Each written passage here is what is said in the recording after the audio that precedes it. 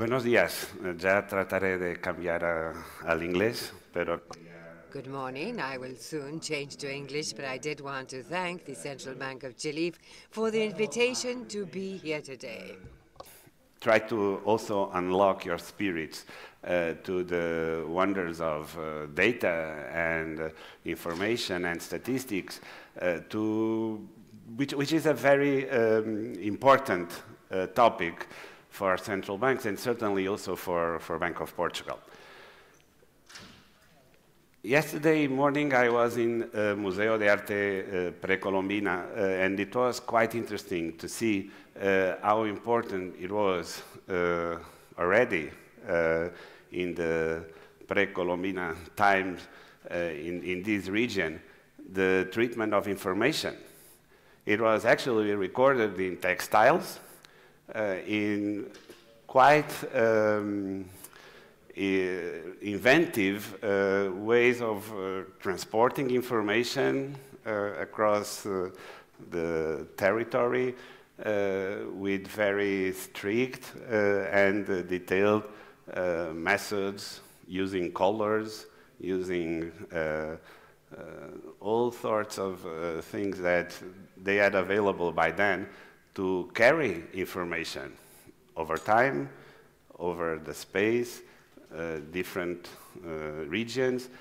So this is quite a bit of an old challenge for people in our societies, and so we need to think of that with a good spirit, taking the challenges, using more and more information, new technologies. They come with things that sometimes we don't know exactly how to deal, security, personal data protection. But the story of humanity probably is one of dealing with data and information, and we need to continue with that. I used to say that there will be no good policies if we don't have good data and a little bit of good economic analysis as well in our case. So good data goes hand in hand with good policies.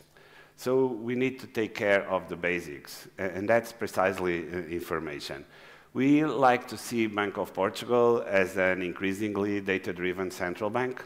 We've been compiling tons and tons of data, dealing with that. I will tell you a little bit about it. Luis will also tell you about some new features of what we are doing in the bank in the next panel. But data is an integral part of the life in Banco de Portugal. And then at the end of my presentation, I will try not as technical as the sessions of yesterday and this morning, but I will deep dive on the importance of data to ensure a smooth transition to low carbon economy and the perils and challenges of artificial intelligence for all of us. So, good data is a prerequisite of good policies. I mean, in my life as a decision maker, I was faced many, many times with the importance of having good information to sometimes even destroy a little bit of the ideological approach that we sometimes take, not taking good economic analysis into the decision-making process. I'm going to share with you very briefly one of these examples. I was dealing with the adjustment program of Portugal, and we were already exploring social security data records, individual records every month. We have at the Bank of Portugal the information of wages paid to more than 4 million Portuguese salaried workers. And there was this debate on whether wage flexibility was enough for the Portuguese economy to adjust, which was a key theme in the adjustment program. It is a very important topic to design labor market policies. And at some point, I was shown a graph in which there were basically no evidence, zero, almost zero, examples of nominal wage reductions in Portugal. And that figure, that chart, contradicted all the evidence that we were gathering at the Bank of Portugal with the Social Security records. And I went on and asked for the Excel file with the chart just to see how the beans compared with ours at Bank of Portugal. And I came to the conclusion that the person that had constructed that chart had deleted the beans below zero,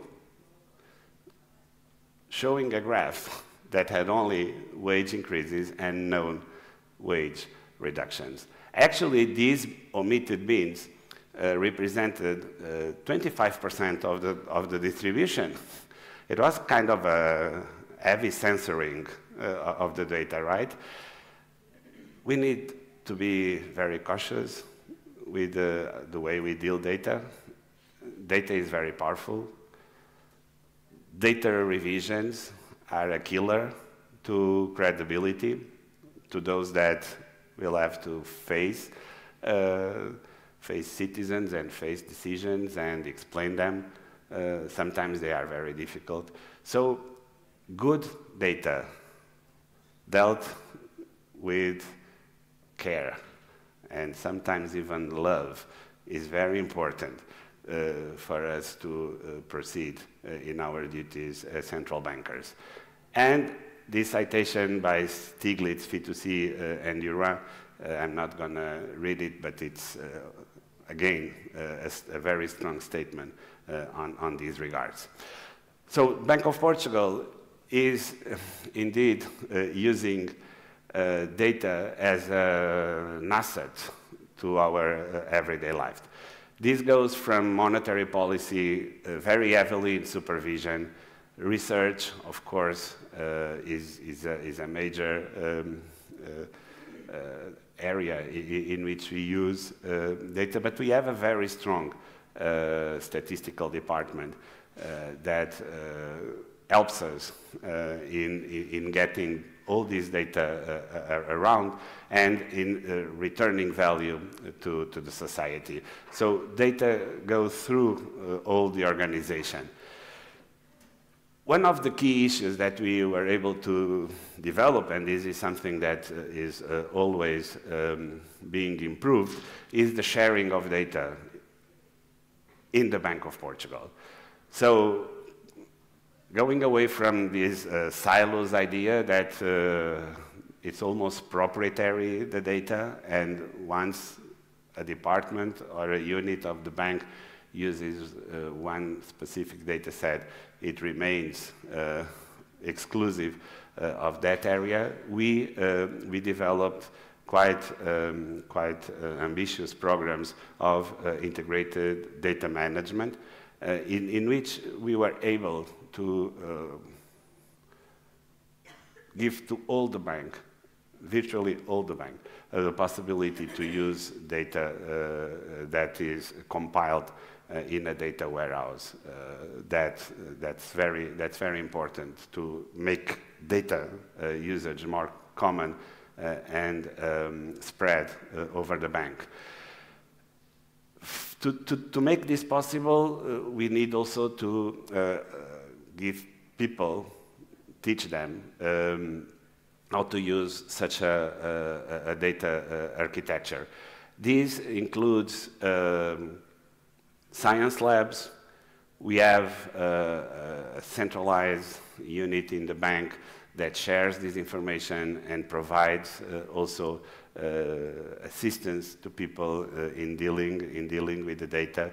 It is quite important that everyone uses exactly the same data and everyone understands the operations that we need to do and to perform in order for the data to be usable. Because at the end of the day, we need a single definition of credit, a single definition for wages, a single definition for inflation, of course, because otherwise the cacophony that generates around the bank and the communication makes things impossible to communicate. And that's also something that we have been pressing on and again, and still is an ongoing job that it's never completed, believe me. To improve the quality of data usage, we have to improve data skills for our staff. I already mentioned a bit of these. We have created what we call the BDP Academy, which is a data science school. Every year, many of our employees go through a learning experience that spreads the most innovative and up-to-date knowledge in terms of data management and usage. There are always new challenges since the pre-Colombino period, as I started commenting with you. Microdata today are the mainstream and have become more granular, more usable, and we always tend to start the data journey as much as possible from microdata. Of course, this requires new knowledge, new techniques, because very often new data sources, very large data sources arrive at the bank, and we are always, on a very regular basis, increasing our list of data sets that we have available. This brought the bank to the world of big data, which is an increasing share of the projects that we have with the IT department. Sometimes these very big data sets are very well structured. Sometimes they are really not that well structured. So we need more and more of going to the data science domain and analyze and explore this very sometimes rough data landscape. Quite often, as I mentioned at the beginning as well, security and privacy become a major concern. We need to take this very high on our agenda to also make possible that other institutions that generate the data are willing to share it with us. I'll say that so far so good. We have no incident of security or privacy breach in the bank in the last many years. So we need to still keep this very high on our agenda. The world is developing very fast, and artificial intelligence and advanced analytics for central banks are a challenge. They are challenges because they generate, for example, this idea of lack of trust. People considering that this information is being exposed to too many people with too few checks and balances. But it also generates tons of opportunities for us. Certainly to facilitate decision-making, because we have artificial intelligence. I'm not an expert, so I'm a little bit hesitant how deep I will go in the concepts, but artificial intelligence are algorithms. They search for landscape of almost infinite data information, and algorithms need some guidance. They need an objective function. And that's precisely where I think we must invest the most, to be able to control the way these algorithms operate on the information we give them to search. Because if we don't do this from the outset, we will not be able to rank solutions, to understand what the algorithm is telling us, and losing control of these technologies is something that really becomes a problem. But again, algorithms already existed. If you go to the museum of yesterday, it had a big impact on me, believe me. And you see the textiles that were produced 4,000 years ago, 5,000 years ago, with all the details, the information that, according to experts, is recorded in pockets that were supposed to carry grains, simple grains, but the amount of information that people recorded in those textiles and the amount of work that was in there, I mean, we should not complain. We should not complain because we have the technologies, we just need to learn how to use them. And of course, as central banks, and we are always in central banks, tempted to see ourselves as in the higher part of the talent of our societies, and this is very good for us, but we need to also learn how to better manage this talent and to create faster and efficient and more efficient analysis under the scrutiny of a growing, very fast growing volume of data. So at the Bank of Portugal, we've been taking this into our operations at various levels,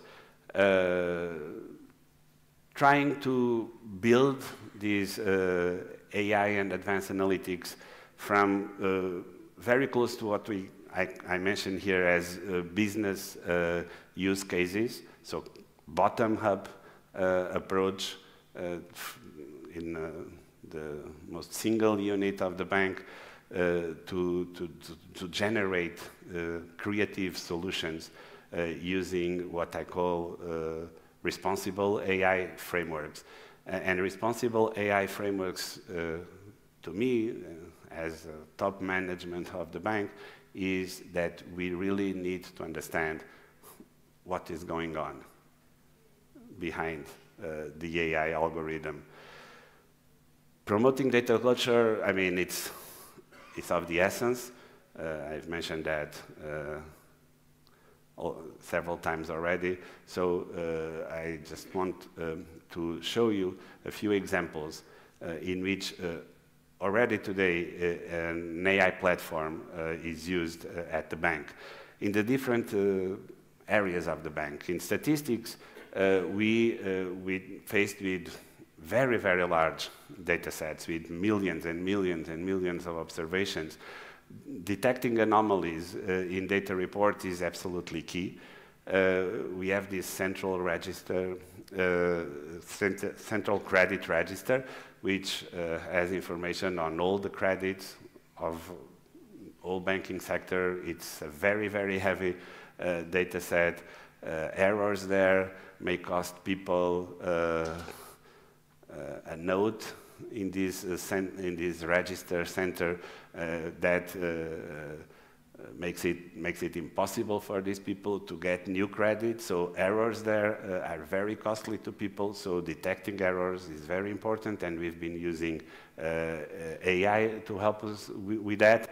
Also in supervision, in the different levels of supervision, going through credit contracts templates that are more easier to validate using these techniques. Also, the numerous complaints that we receive from the public and treating them fast and accurately, it's much made more easier with these platforms as well. Our markets division have also developed with an AI framework analysis of media that go through, I mean, and countless information and data and web pages to extract market sentiment. So this has been quite a journey for us already in the Bank of Portugal using the AI platform. Now to finalize, I hope I can leave at least 5 minutes for us to interact on this idea of the importance of data to ensure this transition to a low-carbon economy is made easier. And I'm putting these few slides here to tell you the importance of getting the data first. It is quite important for the decision-making process at the different levels of central banking that we are faced with this issue, this challenge of climate change, that we get the data correctly. If we don't have if you don't have good data, it will be impossible to communicate to people. First of all, what are the commitments that we need? What is the implication of these to the balance sheet of banks for financial stability? But more importantly, to show progress. If we do not show progress on this front, we will risk a fatigue of all stakeholders in this very and crucial, important issue to all of us. If you go to Google and you try to get wage series for different countries, and wages are a central part of our experience in the labor market, you will find a hard time getting totally comparable wage series. Again, wages is not something weird. It's what pays our effort every day. And in economics, we've been dealing with wages for more than 400 years. And still, if you go to the web and try to get wage series comparable across jurisdictions, you will not find them very easily, believe me. So now imagine issues like climate change. The noise that is around us in the information collecting regarding these issues. The deniers that apologetically arrive in our debates because of lack of suitable data. This is a big issue, and central banks, with all the knowledge, the experience they have at dealing with data, need to step up and provide a very strong contribution to get these reliable, granular, comparable, and relevant information vis-à-vis climate change. It is a global problem, so I think global cooperation is absolutely crucial.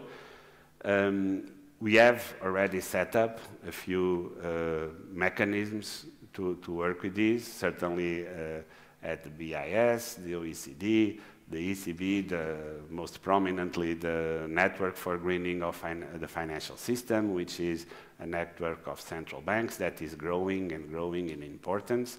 But bridging data gaps is still our most important and crucial task, and we really need to bring all our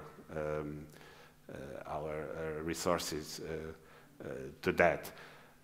Certainly bringing private providers to these together with public sources.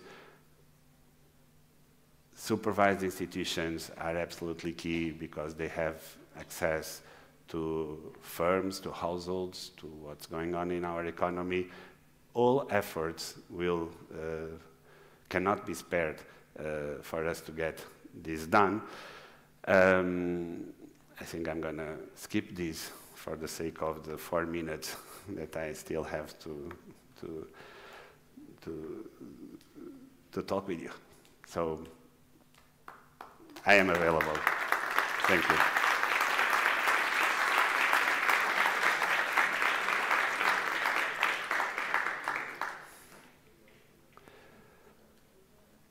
Questions you may have.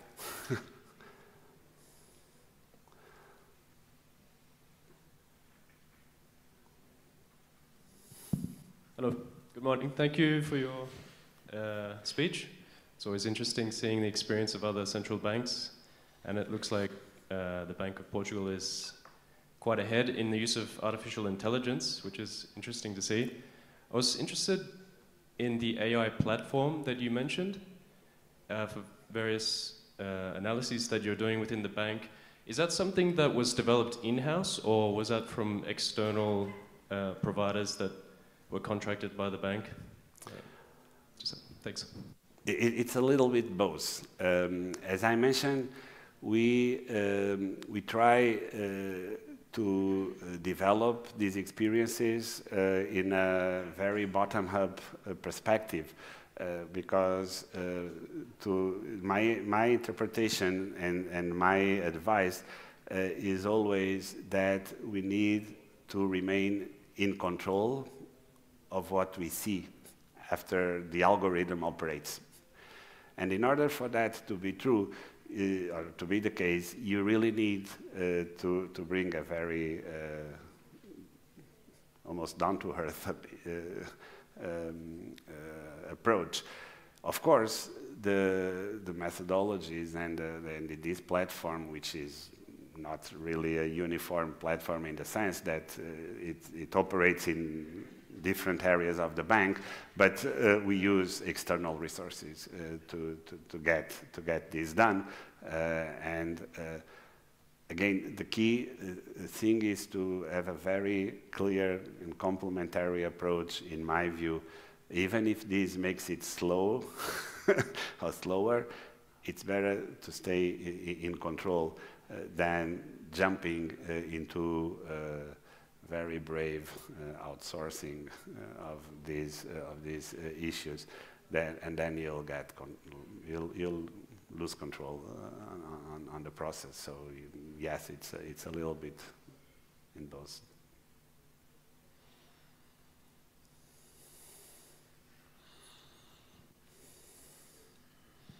Thank you, Mario, for a very interesting presentation. You mentioned that microdata was really mainstream in your institution. I was just wondering if you could elaborate a little bit on the type of microdata that you're using. Obviously, I mean, you get prudential microdata from your supervisory function, but you also mentioned social security data at the very beginning. I mean, how far can you go, or how far do you have access to microdata from other parts of the Portuguese administration? Is it easy to get this, and how is this established?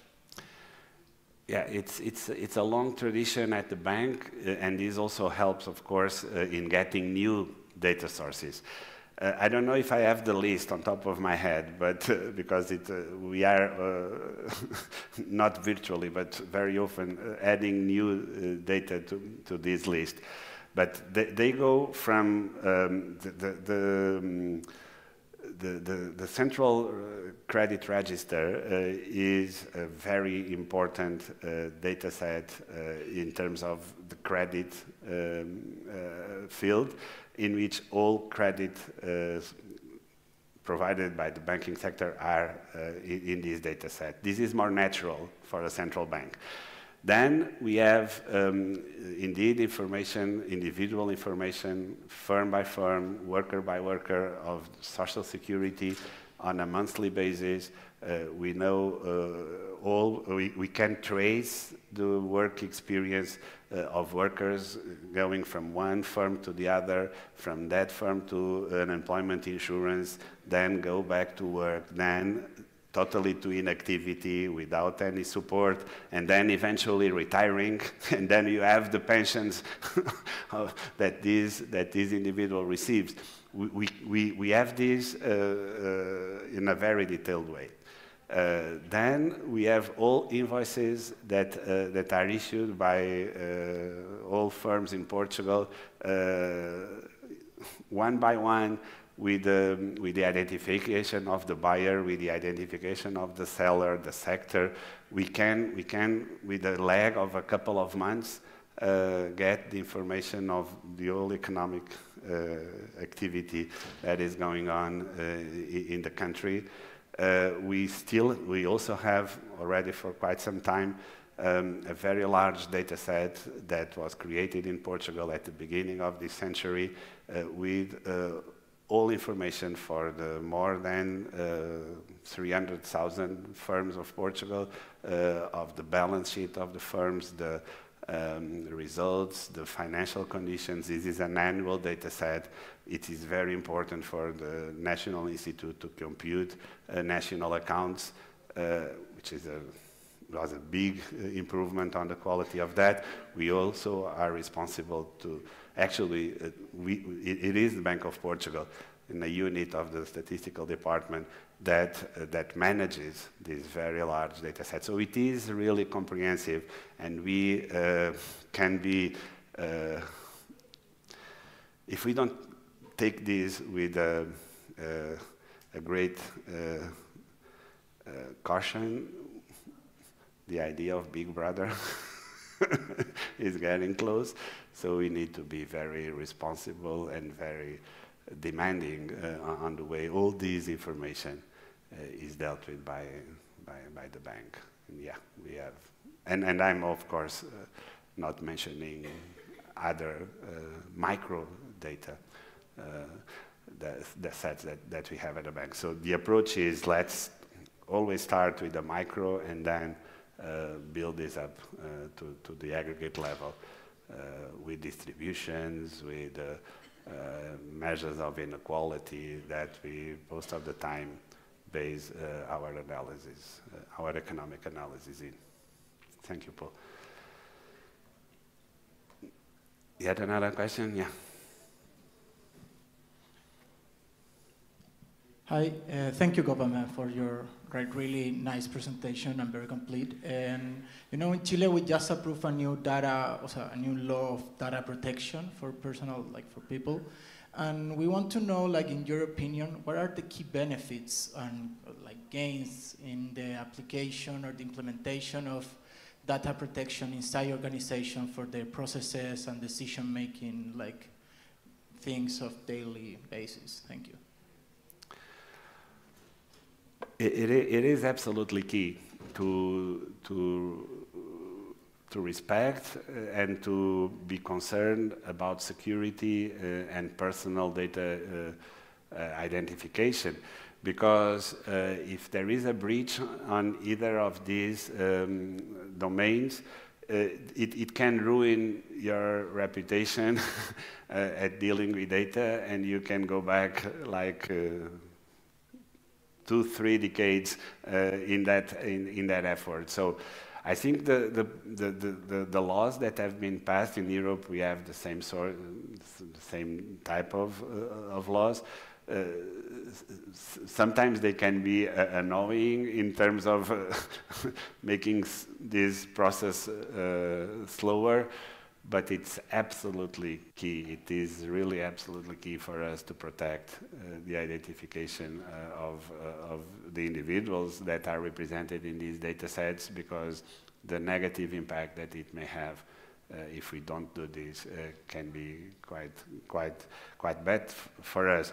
So we have the techniques actually to even share information at a granular, sometimes very granular level, without risking identifying people individually. So I think we need to invest on that and to protect this data from the vagaries of the internet that can be very detrimental to all this big effort that we have been doing so far. Thanks. Very good. Thank you so much.